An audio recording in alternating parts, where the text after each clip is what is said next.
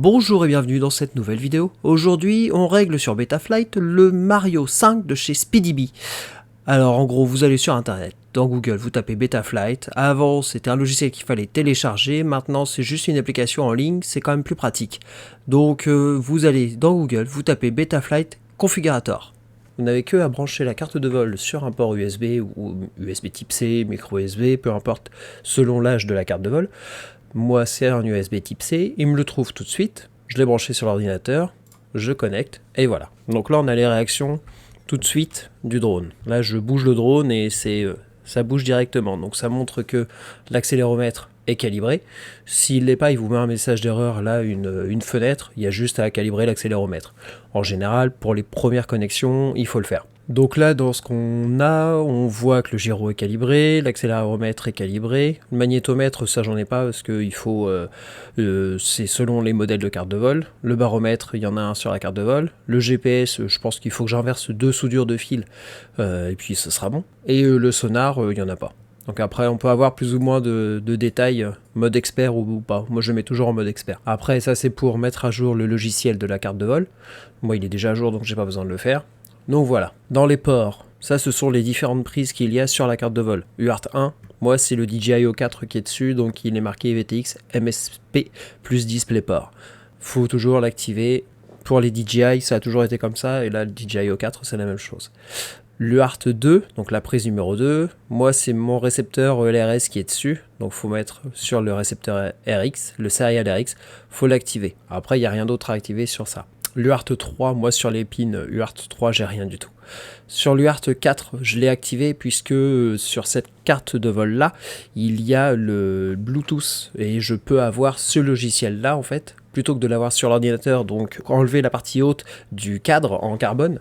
Il y a juste à brancher une batterie et puis se connecter en Bluetooth directement.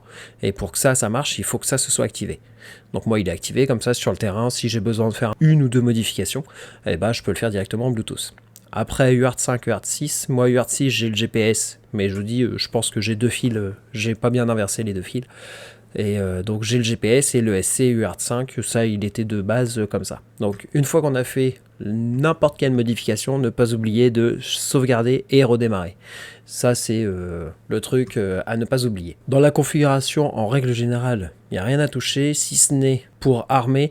Ça en général de base c'est à 25 degrés, il faut le mettre à 180 en fait. Parce que si votre drone par terre est pas bien droit ou quoi, il dépasse les 25 degrés, il voudra pas s'armer. Donc sur votre radio vous aurez beau appuyer sur le bouton pour armer, vous n'armerez rien du tout. Donc vaut mieux le mettre. Après les autres j'ai rien touché, en général c'est bien réglé, tout ça, il n'y a rien à faire. Le Air Mode, il n'est pas forcément activé, moi il l'était pas, donc je l'ai activé, et en gros c'est les hélices qui tournent tout le temps, même quand je mets le minimum de gaz possible sur ma radio, les hélices tournent tout le temps. Si on l'enlève, dès qu'on coupe les gaz, les hélices ne tournent plus. Et un drone en l'air où il y a les hélices qui ne tournent plus, bah il tombe comme une pierre.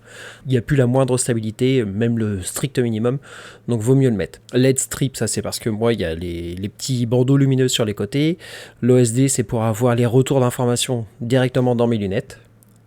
Et puis après, tout ça, c'est activé de base, faut pas y toucher. Il n'y a pas besoin en plus que ça d'y toucher. L'alimentation, c'est pareil, moi j'ai rien touché du tout. L'alimentation max par élément, à la rigueur 4 v 3, on pourrait baisser, on pourrait mettre à 2. Parce qu'au moins ça évite s'il y a des pics de tension. Le minimum par élément, moi je m'arrête de toute façon. Tiens, on va sauvegarder. Moi je m'arrête de toute façon à 3,5 V. Quand dans mes lunettes je vois que je suis à 3,5 V, je viens me poser directement. Je commence à venir me poser à 3,6 V parce que les batteries, les LiPo, ce sont des batteries qui ne tolèrent pas trop les baisses de tension. Il ne faut pas descendre en dessous de 3,5 V. Déjà 3,5 V c'est vraiment le strict minimum. 3,3 V on commence à vraiment la bousiller la batterie. Le fail-safe, ça c'est pour le retour si le drone ne capte plus la radiocommande ou les lunettes. Ou après, si on voit dans les lunettes qu'on ne capte plus très bien, mais que la radiocommande, elle, fonctionne, on a une touche. Moi je l'ai mis... Oh, je l'ai même pas mis encore, donc je l'ai même pas encore réglé. Mais sinon, c'est sur la radiocommande, c'est une touche qu'on règle dès que c'est activé, on le met en RTH, donc sauvetage GPS. RTH, en anglais, Return to Home, et on lui demande de revenir au point de décollage. Surtout, ne pas oublier, mais ça, faut faire attention, pour autoriser l'armement sans avoir des GPS fixes. Parce que moi, je lui demande un minimum de 8 GPS. Je pourrais descendre à 6. Ouais, 6 c'est bien. Voilà, on redémarre. À chaque fois, dès qu'on fait une modification, on redémarre. Sauvegarder et redémarrer. Donc après, tous ces réglages-là, pour l'instant, j'y ai pas touché. Je verrai bien si j'en ai besoin. Mais c'est pas un drone que je vais utiliser pour partir très loin. Donc le GPS en soi, j'en ai pas forcément l'utilité. Je verrai peut-être que plus tard, je l'enlèverai complètement. Mais là, je l'ai mis dans les lunettes, dans l'OSD, je peux avoir les indications de vitesse, de latitude, longitude, distance parcourue, tout ça. On va voir ça après. Les presets, ça, ce sont des réglages préfaits directement à implanter dans le contrôleur de vol. Plutôt que d'avoir plein de réglages à faire dans différentes catégories, et ben là, il suffit de télécharger. Moi, j'ai déjà téléchargé celui-ci. L'OSD pour DJI 3 Avatar HD, ça marche aussi DJI 4. Ce sont des petits logiciels, on va dire, des réglages préfaits. Là en tout cas, pour avoir les DJI, il suffit de choisir, bien de sélectionner. Moi le DJI 4 est sur l'UART 1, donc il faut bien sélectionner Use DisplayPort et MSP pour l'UART 1. Faut bien faire choisir et après ça va vous l'installer directement. Bon là je vais pas le faire parce que moi j'ai déjà fait, donc ça me sert à rien. Mais au moins ça évite d'aller farfouiller dans différentes catégories. Là ça, tous les réglages sont déjà faits. Alors il y en a pour un peu tout. Il y a pour justement les réglages PID. Ça ce sont les réglages d'usine. Moi j'en ai un petit peu modifié déjà, mais je vais voir pour les remodifier encore parce que le drone a un petit comportement, un peu de rebond sur le lacet droite-gauche, donc je vais voir pour modifier ça, peut-être dans une autre vidéo. Donc ça, ce sont tous les réglages, la réactivité des sticks, la précision du drone, voilà, tout ça, ce sont les réglages un peu plus techniques. Les PID, les réglages PID, c'est ça. Là, c'est les rates, ça c'est la rapidité de réponse de nos sticks. On peut choisir le nombre de degrés qu'il fait par seconde en fait. Si je vais à gauche en une seconde, là, si je vais mon curseur complètement à gauche, en une seconde, il aura fait 670 degrés. Je peux le régler beaucoup moins pour qu'il aille beaucoup moins vite, pour qu'il tourne beaucoup moins vite, pour qu'il accélère beaucoup moins vite, pour que, voilà. Et les réglages des filtres, c'est pareil, ça, je pense que en général, ça, faut les mettre à 0 et puis augmenter tout doucement pour voir la réaction du drone si elle nous correspond bien. Le récepteur, moi j'ai mon récepteur qui est branché. Là, j'ai pas de batterie sur le drone, donc ça va pas le faire, mais si je bouge les manettes de ma radiocommande, les gâchettes de ma radiocommande, pardon, eh bien là, ces barres-là vont bouger. C'est à ça qu'on voit si le drone réagit correctement par rapport au mouvement qu'on fait sur la radiocommande sans avoir à aller dehors et aller chercher le drone dans une haie ou dans une mare de boue si le mouvement n'est pas comme on le veut. Donc surtout, la moindre modification, toujours enregistrée. Les modes, là c'est ce que je disais juste avant, c'est à chaque touche de ma radiocommande, il y a une fonction qui lui est attribuée. Donc là, l'armement, moi c'est l'auxiliaire 1, vous voyez, là ça fait une barre d'utilisation en fait. Et ça c'est la position du stick sur la radio. Là ma radio n'étant pas allumée, il est là un peu dans le flou. Mais en général, normalement là si j'allume ma radio, il va se retrouver par là. Et dès que je vais l'activer, tac, il va se retrouver dans ces eaux-là. Alors, donc ça c'est pour l'armement. Le mode angle, c'est un mode stabilisé. Mode horizon, un mode stabilisé, mais il revient exactement à l'horizon. Mode angle, il va garder en mémoire le mouvement qu'on lui demande. Et après, moi sur l'auxiliaire 2, c'est un bouton à 3 positions. La troisième position est par là. Et c'est le mode qui s'appelle accro. Et là, il n'y a aucune assistance. Donc après, voilà, le fail-safe, là, je pourrais le mettre sur un auxiliaire aussi, mais là, je vais pas le mettre tout de suite. GPS, alors fail-safe, ça coupe. GPS rescue, il revient. Le beeper, c'est si pareil. On choisit, on ajoute un lien et on choisit... Non, c'est pas un lien, c'est une plage. Oui, c'est ça. Ajouter une plage et on lui ajoute l'auxiliaire qu'on veut. Mais là, moi, j'ai pas mis de beeper dessus, donc j'ai pas besoin. L'OSD disable, j'ai pas besoin parce que je voudrais pas désactiver l'OSD. La black box, tout ça. Le flip over after crash, ça peut servir. Je l'ai mis dans le sens où si le drone tombe et qu'il se retrouve à l'envers, active le bouton, je mets en marche les drones et il va se retourner en fait dans la direction que je lui aurais demandé. Droite, gauche, avant, arrière. Il ne fera tourner que 2 moteurs. Donc si je veux qu'il tourne sur la droite, il va faire tourner les 2 moteurs gauche à l'envers. Voilà, après il y a plein d'autres modes dont je me sers pas forcément. Et toujours la moindre modification enregistrée. Les ajustements, ça j'y touche jamais.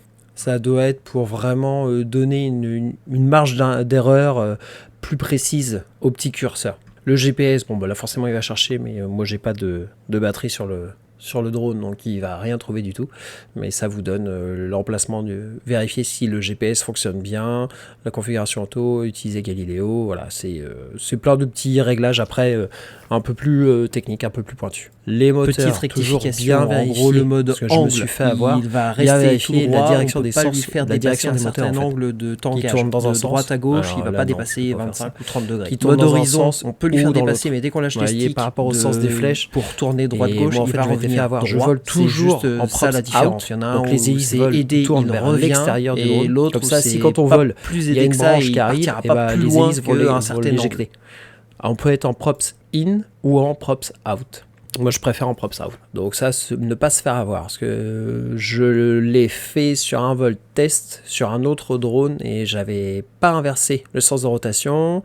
Dans le logiciel pour régler les moteurs indépendamment, j'avais mis le bon sens de rotation, mais du coup, le drone ne comprenait pas pourquoi les hélices tournaient dans ce sens-là, alors que pour lui, dans l'ordinateur de bord, dans cette étape-là, je lui avais mis dans ce sens-là. Donc là, il se mettait en défaut tout de suite. Mais là, c'est pas le cas. L'OSD, donc voilà, là c'est ce que je vois moi dans le drone. Ça d'ailleurs je vais pouvoir le désactiver parce que je m'en sers pas. Hop, voilà. Là on choisit. Ah bah j'avais mis déjà toutes les données pour le GPS, mais vu qu'il n'a pas marché, ça s'est pas allumé, ça s'est pas affiché. Ça c'est voilà. Donc moi ce qui me sert principalement c'est la batterie. Tac tac, il va être là. La tension moyenne d'une cellule, sachant que les batteries, moi ce sont des 6S, donc 6 cellules. Donc je sais que à 3,50 c'est par cellule. Il faut absolument venir se poser. Donc je l'ai dans... Moi c'est exactement ce que je vois en fait dans mes lunettes. J'ai mes batteries, l'état de ma batterie, le temps de vol, le temps d'allumage du drone, parce qu'il y a une petite différence entre le temps de vol et le temps d'allumage. Le temps d'allumage, c'est il est sur le tapis, le drone est sur le tapis, on branche la batterie, on fait 2-3 réglages dans les lunettes et on décolle après. Donc il y a un petit décalage. La qualité du lien, ça c'est la force du lien qu'il y a entre la radio et le drone. 1 ou 2 sur 99, 100 c'est nickel, c'est que le drone réceptionne très bien les informations envoyées par la radio. Quand ça commence vraiment à descendre, faut faire attention. Là c'est la qualité du lien entre les lunettes. Mais ça je pourrais l'enlever d'ailleurs parce que en fait dans les lunettes DJI, je l'ai là en bas. J'ai une barre graduée en fait de 1 à 4 et ça marche très bien. Là, c'est la distance du point de décollage, à combien il est de vous. Là, c'est la distance parcourue. Donc ça, ces données-là, c'est plus pour s'amuser, pour voir. L'émetteur vidéo, ça, j'y ai pas touché puisque moi, je suis en DJI O4, donc c'est pas un réglage qu'il y a besoin de faire ici. Le bandeau LED, j'y ai rien touché non plus. Je le règle directement sur la carte de vol avec la touche. Capteur, bon là il n'y a rien du tout. Là si je touche le drone en fait, voilà ça le fait. C'est les capteurs internes, donc le gyroscope, voilà, c'est le gyroscope, l'accéléromètre et l'altitude qui vont réagir. Mais là voilà. Journal de bord, c'est les réglages qu'on a refait nous-mêmes. Ou les messages d'erreur qu'il y a pu y avoir. Black box, c'est l'enregistrement en fait de toutes les données de la carte de vol sur la mémoire interne. Et il lui faut une mémoire, celle-là une carte mémoire, mais j'en ai pas rajouté pour l'instant. CLI, c'est pour rentrer dans l'ordinateur central de la carte de vol. C'est sa mémoire interne. C'est ici, toutes les modifications qu'on a fait ici se transmettent en ligne de code. Là, si je fais dump, voilà, c'est toutes les modifications qui ont été faites, toute la ligne de code complètement, c'est même pas toutes mes modifs, là il y a tout. Et si je veux juste, là maintenant diff all, ce sont juste mes modifications à moi, voilà, hop, Et là, après, dès qu'on quitte, ça redémarre le drone de toute façon. Si je rechange de procédure, hop, ça éteint et ça redémarre le drone. Voilà, donc ça c'était la partie réglage Betaflight du drone qu'on a fabriqué. Maintenant, on va aller voir comment il vole. On teste aujourd'hui ce bébé-là, le Mario 5 de chez SpeedyBee, et la version c'est en Dead Cat. Dead Cat, comme je disais, les bras avant sont écartés pour ne pas avoir les hélices dans le champ de vision de la caméra. Parce que après, moi je les vois, et dans la caméra, dans ce que j'enregistre, on les voit et c'est pas joli. Donc on va tester ça. Vous avez pu voir la configuration sur Betaflight, le logiciel. Là on va tout allumer. Tac. Petit vol de test en vol à vue. Voir si tout répond bien comme il faut. Et puis voilà.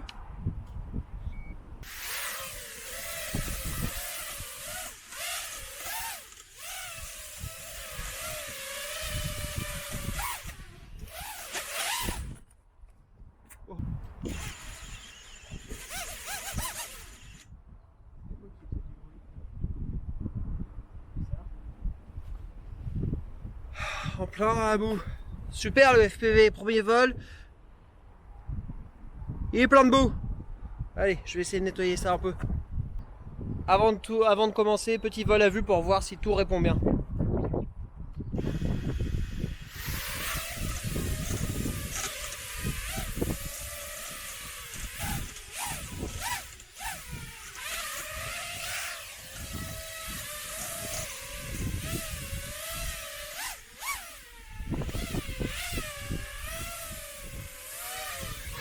Petit vol à vue concluant, tout répond bien. Donc là, on va pouvoir s'amuser un peu, voir ce que ça donne.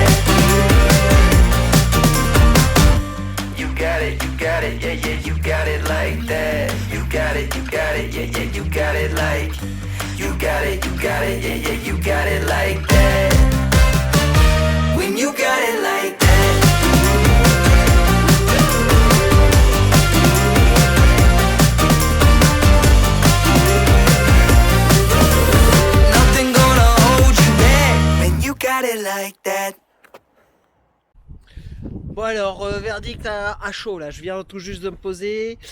Ils volent très bien. J'ai du réglage à faire à mon avis sur les PID. Alors c'est tous les réglages un peu plus techniques, mais pas beaucoup. Franchement, ils volent bien, ils planent bien. Les moteurs, c'est toujours un régal.